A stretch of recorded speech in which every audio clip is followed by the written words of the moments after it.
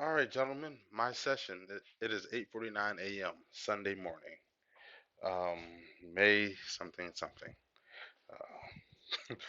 2020. It has to be like May 17th. Hmm, interesting. So yeah, my session just ended in Legends. So all right, so let me get straight into it. So I got back in my game. I was sitting with Ogoro and Tani. We were basically having talks about just about like kind of like life. They were trying to figure out, or Ogoro was trying to figure out like what is behind the reason why I train the way I do. And I gave him the good old answer of like I train the way I do because I want to, like, it's not about really being offensive. It's about being defensive and defending and helping out my friends and family who can't really help themselves. Like somebody has to to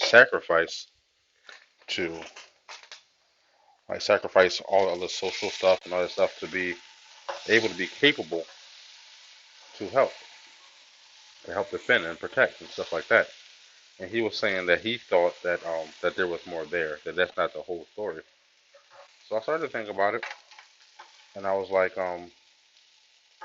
just thinking like, well, maybe it is also about finding out who I am, since I really don't know, like my past. I said, so maybe a part of it is finding out my who I am and my limitations and my potential and where I can go in this whole thing. So after us having a deep conversation about that stuff, um, Ali came in, and Ali basically came in, and I could tell that there's still like a little tension in between Ali and Tani. So Ali came in, and she asked if she could borrow me for a second because she wanted to take me somewhere or show me something. So I end up of course they let me go. I end up leaving Ogoro and Tani. I know I gave them the proper greeting and the proper greetings of me leaving. And I called Ogoro GMOG. That means Grandmaster Ogoro. He's taken to that, so I gave him that respect again. We left. Where Ali is taking me actually is to Sam. Sam is a scientist or an analyst on the Whitelighter, and she was taking me there because Sam is going to analyze me, like the new me, and get the information, break it down, so that way she can get the information to Tiny and it can help me train better. Like, so it's basically just one of those things that Ali's just doing strictly just to help me out, help me become a better trainer. I was telling Ali the whole time that this is basically her helping me is helping herself because the plan is to become capable enough to be a part of her support staff when she takes over for Locke. So after us having a long, good, great conversation, I kind of explained to her in a way that I can't necessarily grasp everything I was saying, but it was such a good conversation, and the conversation was basically telling her that we are imperfect beings, and she was telling let me tell you, all right, so she was telling me the story about how because she like we're part of a specific club of having evil siblings trying to kill us all the time. So she's a part of that club too. So her sister came her sister came to kill her. Locke and her sister got into a fight. Locke was about to kill her. She intervened and knocked Locke unconscious. And to in order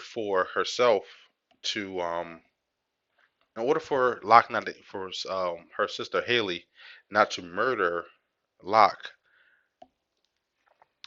um, Ali agreed to go with Haley and just follow her and do whatever she wants her to do.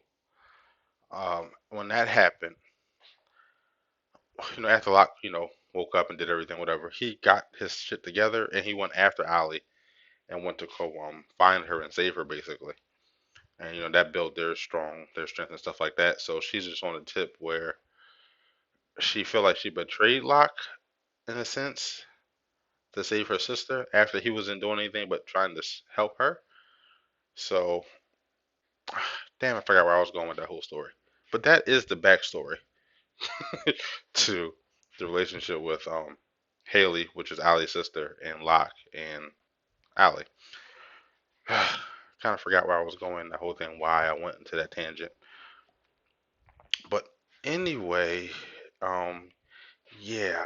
So I was telling Allie, like once she take over, once she takes over, like she's gonna need a dope support staff, and I'm volunteering basically to become that for her. And I need to become stronger and more effective and more efficient because she's gonna need a stronger support staff to help her out to accomplish her goals. So, so basically, helping me was, helping herself. So we do that. We go do the whole analyze thing when they analyze me. Have a little more conversation, a little more back and forth.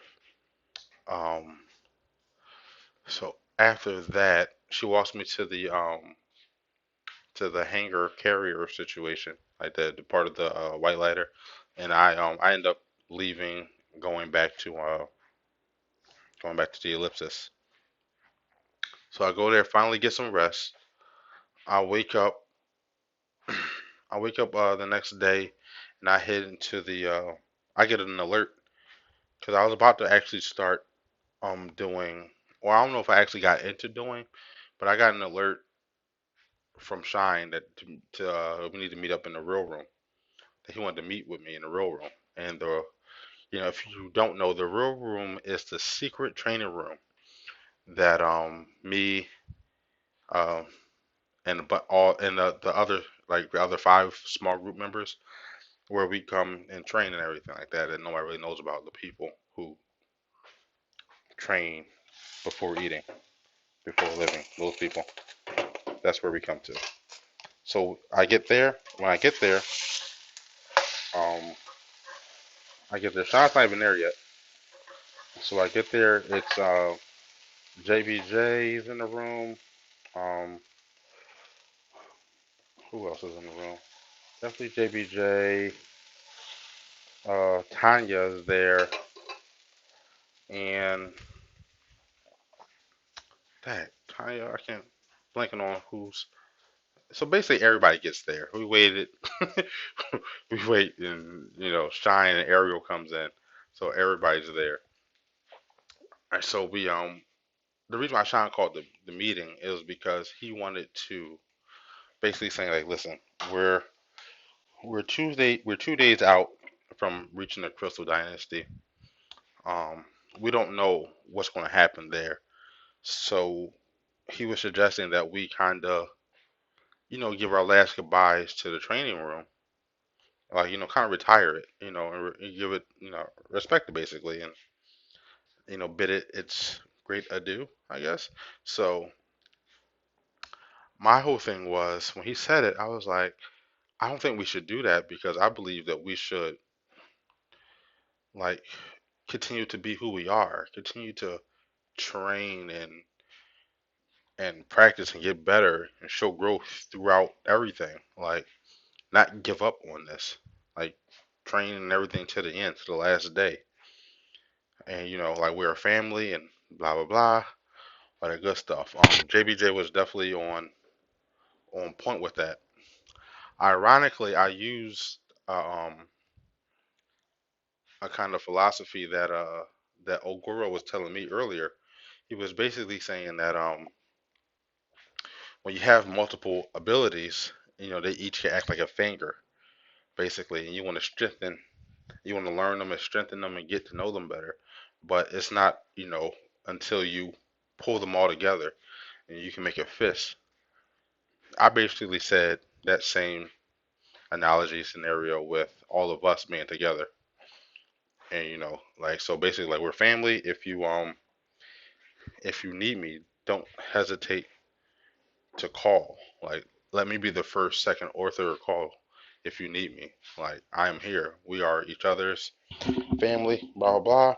So after that, we did a big gay group hug.